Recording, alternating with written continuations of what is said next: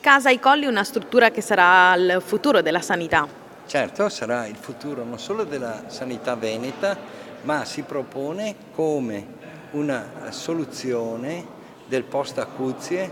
per tutto il Veneto, non solo per Padova, ma diventerà, attraverso anche il nuovo ospedale di Padova, una struttura rivolta all'Europa.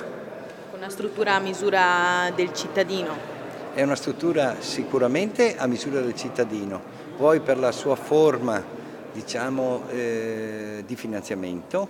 attraverso la quale, che è il fundraising, attraverso la quale il cittadino potrà in qualche modo sentirsi a casa sua, e poi anche per quello che vorremmo offrire al cittadino stesso,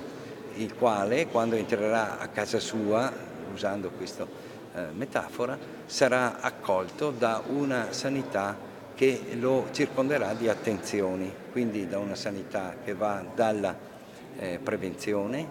agli screening,